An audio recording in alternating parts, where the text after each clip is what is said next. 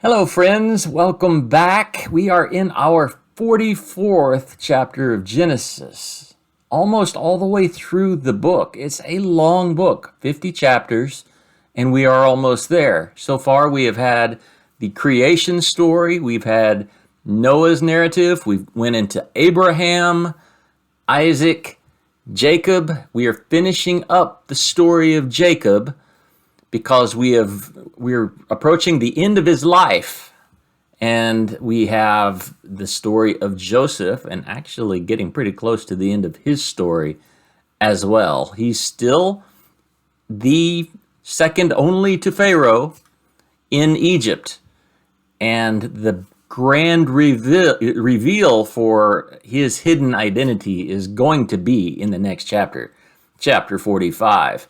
But we have to get through this chapter, which is so full of references to past chapters. For instance, you'll recall that this story of Joseph was interrupted right away in Genesis 38. His story began in Genesis 37, but in Genesis 38, Joseph's story is interrupted by Judah and some of his adventures with Tamar, okay? That actually comes into play again indirectly here. So we're going to make mention of that. Before we get started, if you haven't subscribed, please subscribe. If you haven't visited the blog, please visit the blog and buy some coffee right here. Buy some Solway coffee. I know some of you are coffee drinkers. This is good stuff. I just finished this one. This was medium dark, whole bean, and it was from Guatemala. I also have some here that is from Peru, and it's dark. I like dark. I might actually like the Guatemalan a little bit better. I'm going to have to keep testing the two. And I think I'll be able to do that. That's a good kingdom cause. So if you do have a need or a reason to buy some and a little bit of a budget to do so, go over to solwaycoffee.com. SOLWAY.com. Coffee.com, I believe it is. And I will leave the link right there in the description. But let's get started on this Genesis chapter 44. All right, you will probably hear the birds chirping outside. They are having a heyday. It's a beautiful spring evening here in Northwest Arkansas, and the wildlife is just going crazy right now. It's low 70s. It's beautiful. Let's get started. Genesis 44:1. Then Joseph gave a command to his servant. He said, "Fill the men's sacks with as much grain as they can carry, then put each man's money into the sack with the grain." He's doing it again. We've seen this before. "Put the youngest brother's money in his sack too, but also put my special silver cup in his sack." So the servant obeyed Joseph. Now, the servant's probably starting to ask questions in his own mind at this point, because he knows his master's up to something, but we don't know that he's really in on it. And the silver cup's going to come up again here later, so we'll save that explanation. Verse 3. Early the next morning, the brothers and their donkeys were sent back to their country, so they're going back to Canaan. Verse 4. After they had left the city, Joseph said to his servant, "Go and follow the men, stop them, and say to them, 'We were good to you, so why have you been bad to us? Why did you steal my master's silver cup?'"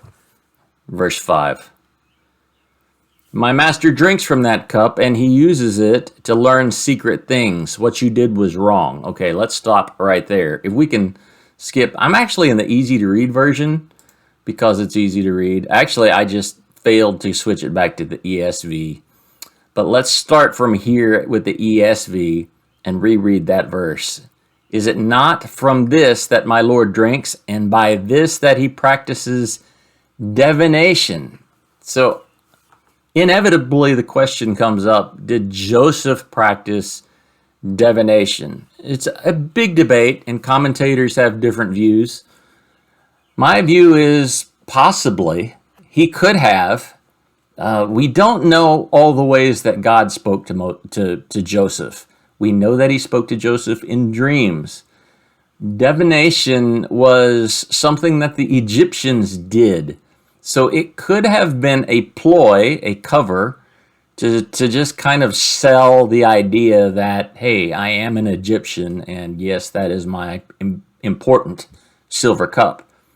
Or it could be that he did practice it every now and then if the Lord never spoke directly to him and forbade it, because it was not forbidden until the giving of the law some 400 years later.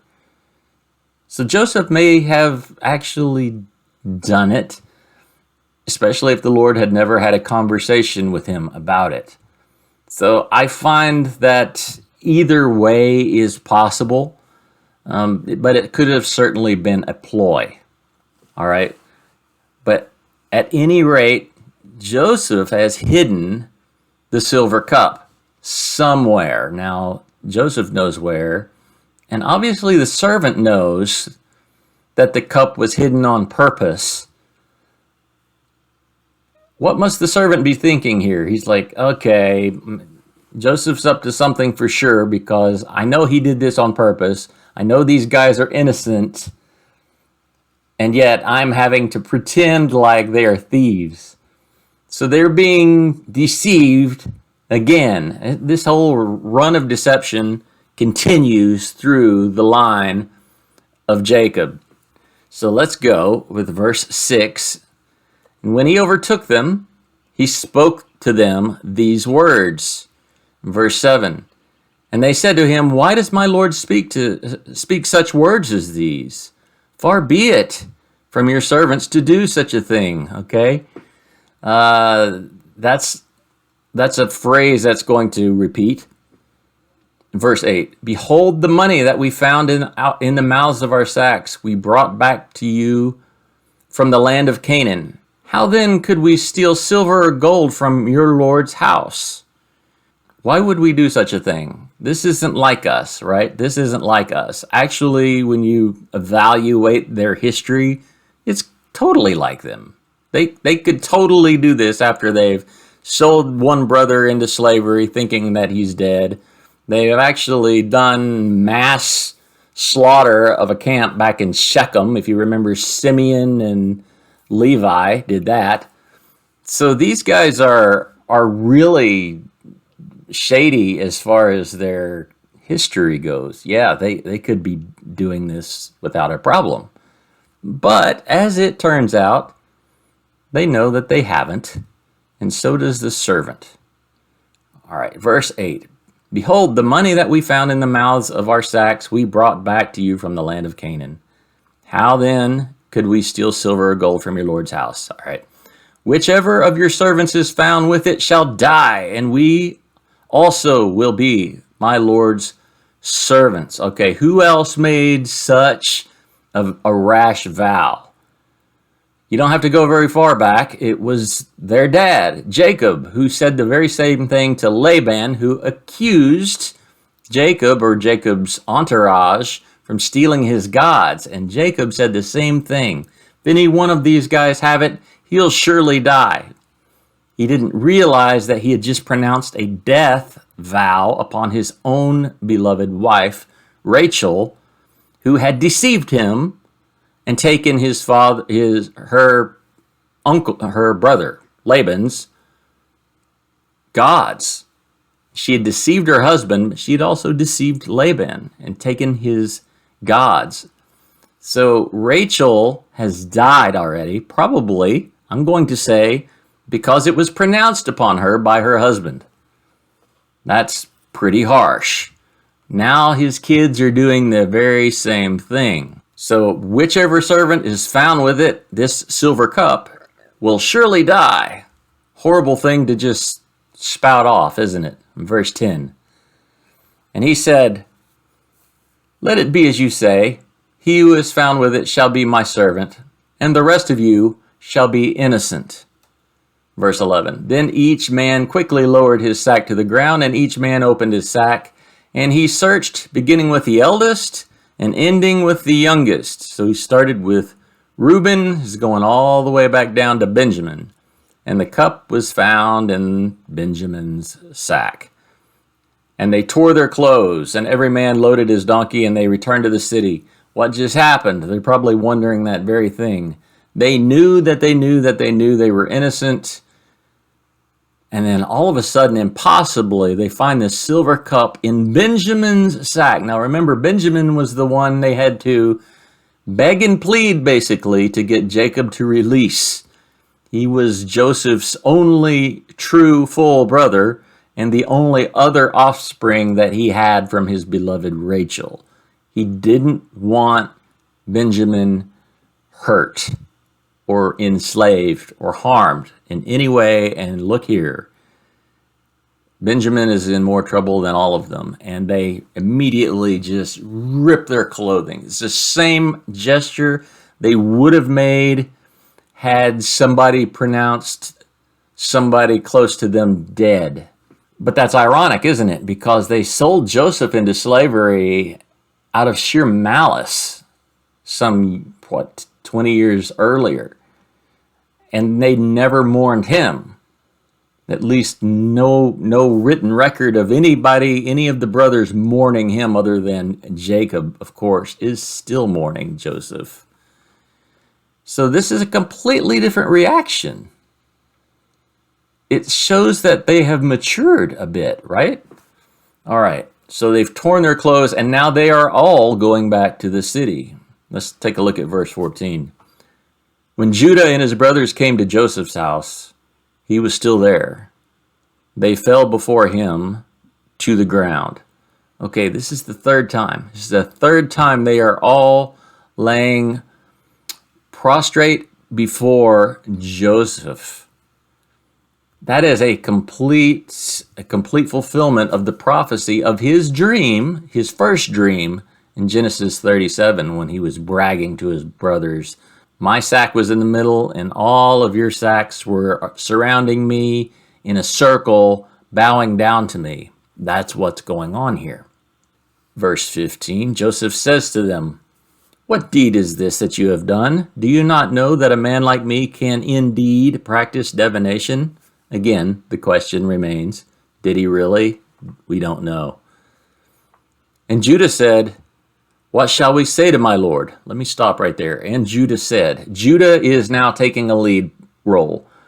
Before it was Reuben, the oldest. Judah has now stepped forward as the spokesperson.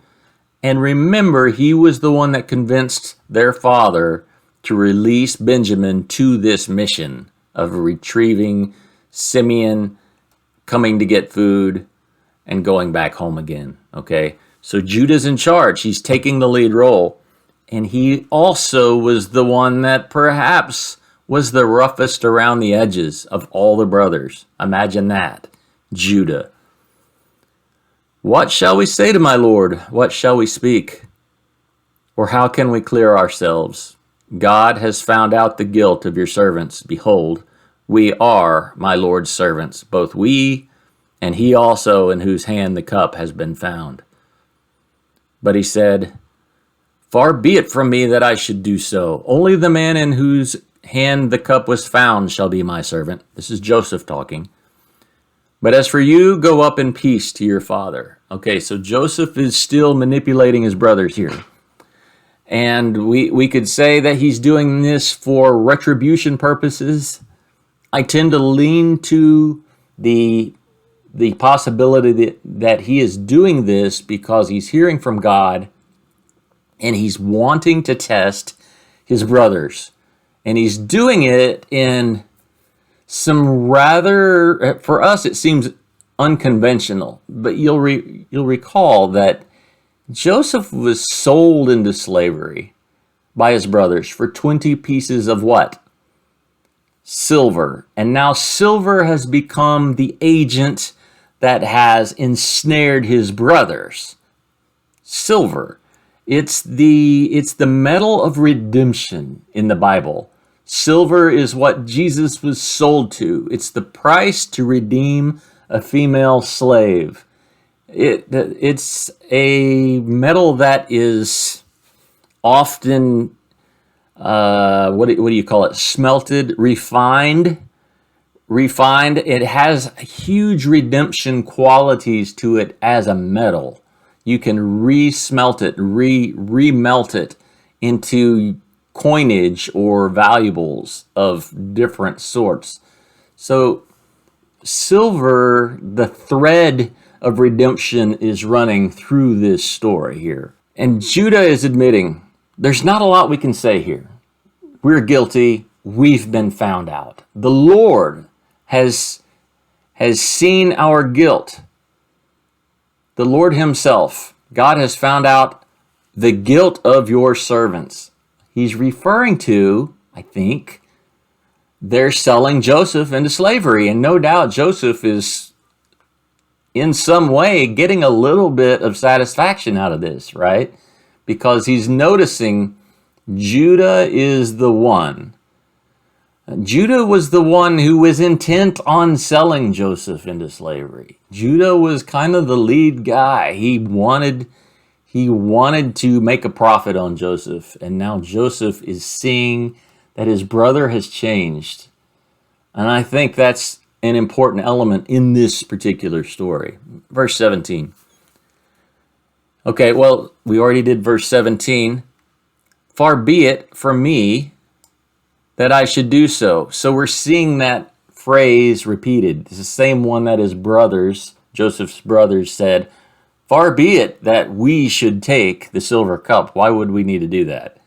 And now we have another pledge. Far be it from me that I will accept you all as slaves. I'll just take Benjamin instead. Okay, this is not what the brothers really want to hear. All right, verse 18. Then Judah went up to him.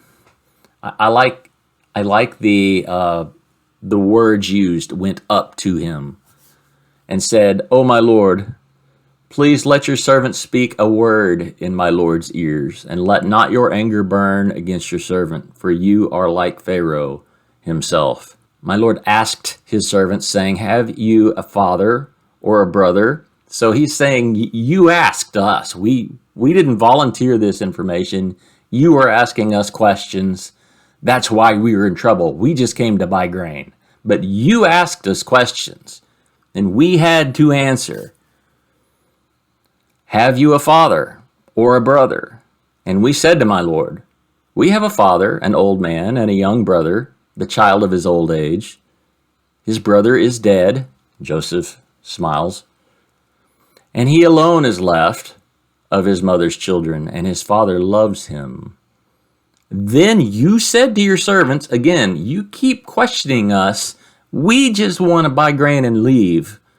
But you're ensnaring us. That's kind of an underlying crafty way to speak to Joseph in this case. Judah's doing a really good job. Then you said to your servants, bring him down to me, that I may set my eyes on him. And we said to my Lord, the boy cannot leave his father, for if he should leave his father would die. Then you said to your servants, unless your youngest brother comes down with you, you shall not see my face again. When we went back to your servant, my father, we told him the words of my Lord. And when our father said, go again, buy us a little food, we said, we cannot go down. If our younger brother doesn't go with us, basically, then we won't go down. For we cannot see the man's face unless our youngest brother is with us. All right, so Judah's just explaining the situation very well, might I add. Then your servant, my father, said to us, you know that my wife bore me 2 sons. One left me, and I said, surely he has been torn to pieces, and I have never seen him since. Notice that. Notice that statement. Surely he has been torn to pieces. Nobody ever said they saw Joseph dead. This was what was said. Surely he's been torn to pieces. And I haven't seen him since. Not a lie, just not the truth. Okay, verse 29. If you take this one also from me, and harm happens to him, You will bring down my hairs, my gray hairs to evil, to Sheol. You will bring down my gray hairs in evil to Sheol, the grave. Verse 30. Now therefore, as soon as I come to your servant my father, and the boy is not with us, then as his life is bound up in the boy's life, as soon as he sees that the boy is not with us, he will die, and your servant will bring down the gray hairs of your servant, our father, with sorrow, to Sheol, to the grave. For your servant became a pledge. Here's a pledge. Your servant, I, Judah, became a pledge for the safety of the boy to my father, saying, if I do not bring him back to you, then I shall bear the blame before my father all my life. What a thing to say. All right, let me stop right there and talk about the pledge. This pledge, Judah knows pledges, right? Let's go back to chapter 38, when he is sleeping with who he thinks is a prostitute. He didn't bring any money. She says, why don't you just give me a goat? And he says, well, I don't have a goat. I'm not anywhere around home. She says, okay, well then what can you leave me? You have a driver's license. No, he says, I have this ring, I have my staff. She's like, I'll take that until you go home and get the goat. All right, so they swap, they pledge it, and Judah returns home. He gets the goat, brings it back, she's gone. He asks the town people, where is the prostitute? They're like, we don't have prostitutes. What kind of place do you think this is? So Judah is left scratching his head. He knows somebody's made off with his ring and his staff. And he's got this goat. Left with the goat. That could be a book. So he's trying to figure out what happened. He gives up on it, goes back home. Tamar, his would-be daughter-in-law, ends up pregnant. Judah decides, hey, we need to just kill her because she is obviously an unholy, immoral woman. Let's stone her and burn her. And she says, wait a minute, the person who did this to me, this is his driver's license right here. And he's like, oh no. So he gets burned by the pledge, okay? He was not a reformed man in chapter 38, right? He was still very rough. Perhaps this was the start of his softening point, because that Tamar bore him his kids. She saved his bloodline. She's one of the 5 listed in Matthew. One of the 5 women in the genealogy of Jesus. Isn't that amazing? Isn't that amazing? So we see the progress here. We see the miraculous hand of God working, but we see the progress of Judah's maturation. Now watch this in verse 33. Judah's still speaking, and he says, now therefore, talking to Joseph, please let your servant, me, remain instead of the boy as a servant to my Lord, and let the boy go back with his brothers. For how can I go back to my father if the boy is not with me? I fear to see the evil that would find my father. Now Judah has completely proven that he has changed. By the way, Judah is going to get the blessing. Why? Why? He's not the oldest. Why is the blessing going to go through Judah? There are a lot of reasons why, but one of them is this. It's Judah that is offering to be a substitutionary sacrifice for his brother. What did Jesus say? No greater love than when a man decides or wills to lay down his life for another, right? That's the SJV translation. My mind doesn't always pick up the exact words, but that was the gist of it. That's what Judah is doing here. He is substituting himself, laying down his own life so that his youngest brother can be free. And that ultimately is going to touch Joseph. That ultimately is going to tell Joseph what he's seeking to know. Are you really a different person, Judah? And he is. Now, Judah has just broken the cycle of deceit in the family too. He's just broken the cycle of deceit. So we have so many similarities. And let me see if I can post a couple of these similarities to you of Judah now and Judah in Genesis 38. Okay, the first similarity is Judah's history of a bad relationship with Tamar. Remember, he kept leading Tamar on. I'm going to give you to my youngest son whenever he's of age. He didn't really want to do that because she was first pledged to his oldest and then his middle, and both of them died. He may have associated that with Tamar. Okay, so he didn't want to give his youngest son Tamar. So he promises her his youngest son, but he never delivers. So they have this horrible kind of relationship. There's not a lot of trust there. In the same way, we have Joseph and a really bad relationship with the other 11 brothers. Okay, so we're going to talk about the familial strife in both cases. Additionally, the behavior of Judah towards Tamar leads to a lengthy separation between him and her. He sends her back home to wait and wait and wait and wait. In the same way, Jacob's sons who are selling off Joseph, it's been 20 years since they've seen Joseph. So there is again a lengthy separation going on. So when Judah finally does have an encounter with Tamar, he doesn't recognize her. She's dressed up like a prostitute. She's in disguise.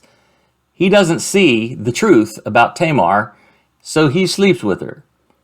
Similarly, we have a deception going on between the brothers, the 11, and Joseph. They see him as Pharaoh, not as their brother. He's in disguise, and they don't recognize him. Judah, as I just mentioned, tried to pay for the services rendered by Tamar, the prostitute services, but he couldn't find her to pay. In the same way, they tried to pay Joseph for the grain. They kept finding the money in their sacks. They couldn't pay. The similarities are very, very strange, aren't they? So Tamar shows who she is by revealing the pledge that Judah left with her, the ring, the staff.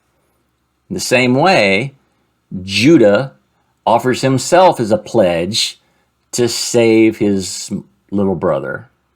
I see the redemption story, right? You see people trying to pay for their salvation, but they can't. The money is always ending up back in their bags. Ultimately, that's our redemption story right there in a nutshell. Can't buy it. It's given. And there's probably just a ton of images there I haven't noticed. If you've seen some of these types and shadows that I haven't mentioned, please share, because I love that stuff. I love that stuff. Hope you enjoyed that. That's for me. As we get closer, I have probably helped my understanding of Genesis through this study more than I have in a long, long time. Just the attention to, I won't say the attention to detail, but at least taking it a lot slower than normally I would have if I were just sitting in my chair and reading it. So I hope you're getting a lot out of it as well. You guys have a great week, and I will talk to you very, very soon. Buy some coffee. Be blessed. Peace.